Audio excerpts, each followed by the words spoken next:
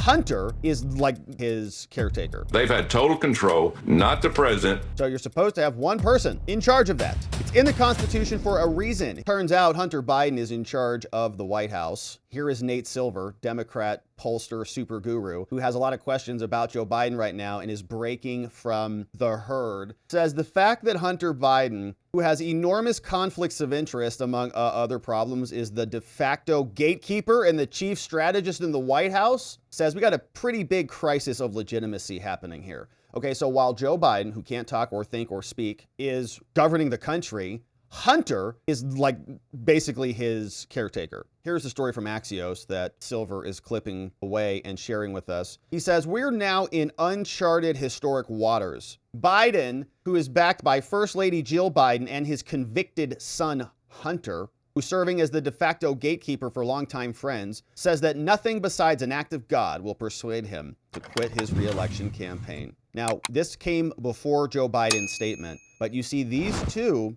are basically in charge. Democratic lawmakers have gone from shock to sadness to madness. They can't even believe it. The crap's going to hit the fan on Monday. It did. Every single person not named Biden, including David Axelrod, Washington Post, everybody saying, dude, you have to go. Lawmakers from all factions of the party tell Axios big donors and key constituents have big concerns about this too. Don't be fooled by the small number of Democrats who want him to quit. Lots of others want him to stay. Hakeem Jeffries and others were organizing something, but now that has all gotten called off. Biden's planning a Thursday afternoon summit, and it's going to be a busy week. But bottom line, Biden holds the power, and he is not leaving at all. And so people are wondering now, okay, well, we got a competency problem, and Hunter's in charge. He's there. We've seen him at meetings and briefings. White House aides are calling, freaking out. What do we do about this? Not much. Here are some clips. Tommy Tuberville saying, we already knew this. Joe Biden has not been in charge of this country for quite a while. Everyone else has. And there was the other article from a Biden aide who was blowing the whistle, who explained that Hunter is there, Jeff Zients is there, and there's questions about whether anything even reaches Joe Biden, or does it just get stopped at his inner circle with Jeff Zients and the others who are ultimately in control, aka called the deep state. You know, what can you tell us about the conversation in the Senate right now about Joe Biden's mental fitness? Well, we've all known Chuck Schumer and Nancy Pelosi and Obama's been running the country along with Blinken and Sullivan out of the White House. They've been making all this. Joe Biden hadn't been making decisions. He might have first year had some say-so about what's going on, but he's been out of it since after the first year in office.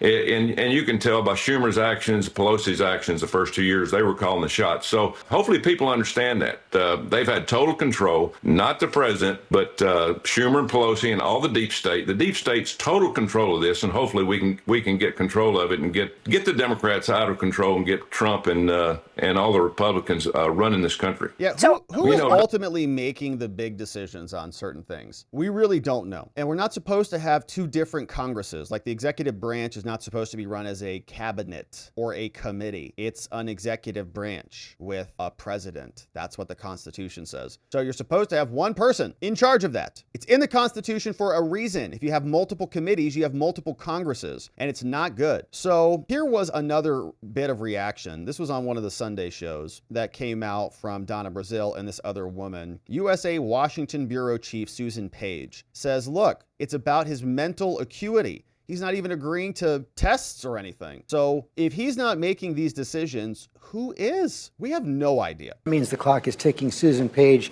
coming out of the debate and then the interview on Friday, and it appears that the general consensus is that President Biden did not do as badly as in the debate, but may not have done enough to reassure at least all Democrats. Yeah, for some Democrats, this was the worst of all worlds because he was better than he was in the debate. On the other hand, how could he not be? And on the other hand, he wasn't as compelling and crisp and clear as he would need to be to settle the issue of his questions about his mental acuity. And he refused to agree to independent medical tests to determine whether there's some medical condition going on here that Americans would have a right to know about if they were going to reelect him as president. So this is more of a holding action than determining, I think, which course is ahead. Many would argue that former President Trump should have to submit to that same kind. Absolutely, 100%. Yeah, why though? Because he doesn't have problems speaking or talking or thinking or walking.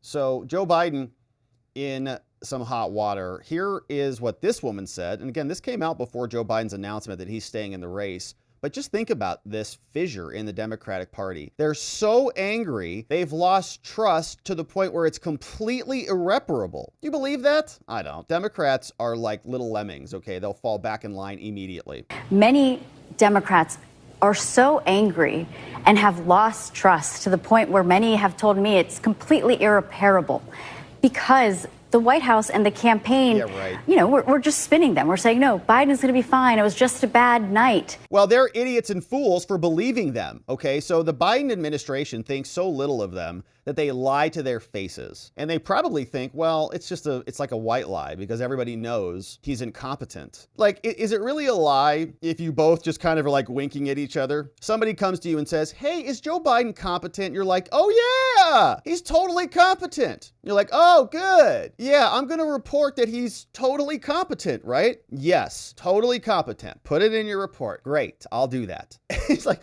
okay, we know what you guys said, but now you can't turn around and claim, well, you told me it was like, they didn't lie to you, okay? You both were communicating on the level. You knew exactly what was going on. So now the media and other Democrats are just, they feel like they've been gaslit. Are they freaking nuts?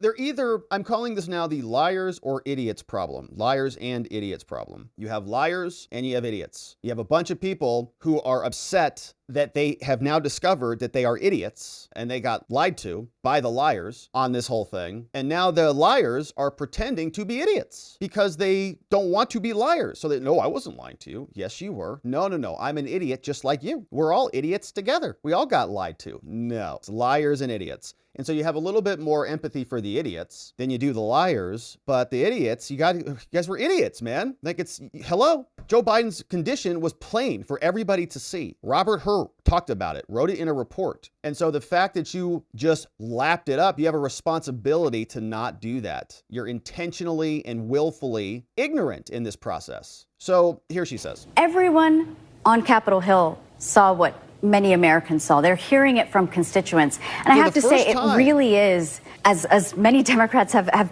pointed out to me, a very painful moment for them. It's a somber moment. They know that they're going to go into these meetings behind closed doors with members. It's going to be very emotional. And there are a number of House Democrats and senators who are still behind Biden, who are in those group texts saying, no, we need to stick with the president. But almost everyone that I have spoken to, especially on the House side, say, at some point this week, the collective already is that many Democrats want Biden to step aside. And the interview on Friday when he said, it was we've only heard concerns through the press. That has only emboldened Democrats to more than likely go public this week. Wow. Okay, so they have been betrayed by Joe. And Joe Biden doesn't give a crap. He says they're so dumb. They couldn't even understand what was happening right in front of their eyes. So whatever, they'll fall in line. So they will persevere on. All those Democrats who wanted Joe Biden to step aside, sorry, eat it. He's not going anywhere. Here's Lindsey Graham, who's talking about this, says, this is not good for American policy to have such an incompetent, compromised president. Here's what I worry about, that our allies see a compromised Joe Biden, that our enemies see a compromised Joe Biden, and I'm offended by the idea that he shouldn't take a competency test given all the evidence in front of us. He is not only in denial, this is a dangerous time for the American people to have somebody at the ship, leading the ship of state, who seems to be compromised. So at a minimum, take a competency exam. President Biden, here's what He never will, obviously. And we saw that he brought someone in to do some evaluations on Parkinson's because he may have that in addition to other problems. But the point is, he's not in charge. Sounds like Hunter Biden's in charge. Sounds like Jill Biden's in charge. We have other people who are part of a deep state cabal who are governing everything, and our demented president limps on, while behind closed doors and back rooms, we have, I guess, the people who actually run things are running things.